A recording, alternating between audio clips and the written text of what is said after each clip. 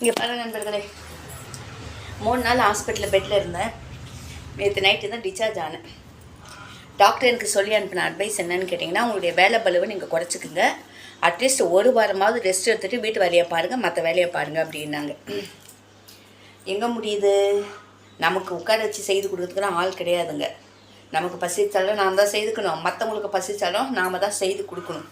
இப்போ காலையிலேருந்து எழுந்து டீ போட்டேன், சரியா, உப்புமா செய்தேன், சட்னி அடைச்சேன், மதியம் லஞ்சு செய்தேன், சாமான் தேய்ச்சேன், இதை இப்போ வீடு பெருக்கிட்டு இருக்கேன், துணி மிஷினில் போட்டேன், அதை காய வச்சேன், இப்போ டீ போடணும். ஸோ விழுந்தாலும் நாம் தான் எழுந்துக்கணும், நமக்கு உடல்நிலை சரியில்லைனாலும் நாம் தான் எழுந்து செய்து சாப்பிட்டுக்கணும்.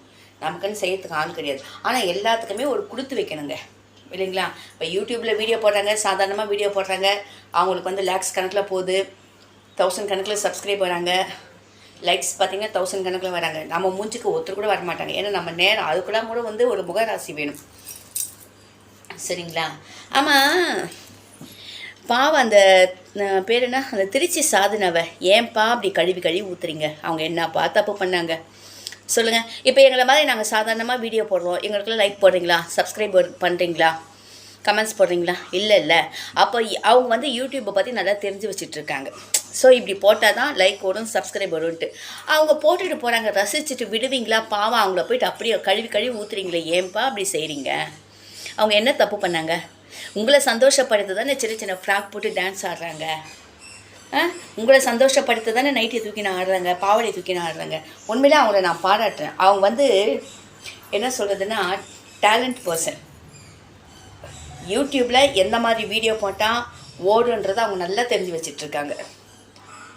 நாங்களாம் பேக்கு, அதனால தான் நாங்கள் இப்படி வீடியோ போடுறோம். இப்படி வீடியோ போடுறதுனால எங்களுக்கு லைக்ஸ் வர்றது கிடையாது, சப்ஸ்கிரைப் வர்றது கிடையாது, ஒன்றுமே வர்றது கிடையாது. அவங்க வந்து அந்த ஸ்ட்ராட்டஜிஸ் தெரிஞ்சு வச்சிட்ருக்காங்க. இப்படி வீடியோ போட்டால் தான் இப்படி வரும்ன்ட்டு. அவங்க ஏன் பார்த்துட்றீங்க?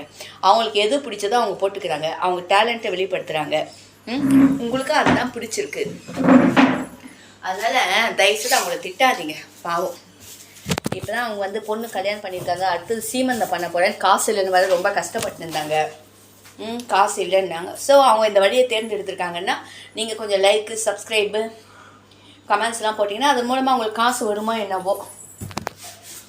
அதனால் யாரையுமே வந்து நீங்கள் திட்டாதீங்க, பாவம். நீங்கள் போடுற கமெண்ட்ஸ் எல்லாம் அவங்க தாங்கிக்கிட்டு எல்லாத்தையும் உதாசீனம் பண்ணிவிட்டு அதுக்கெல்லாம் தாங்குகிற மனப்பான்மை வேணும்.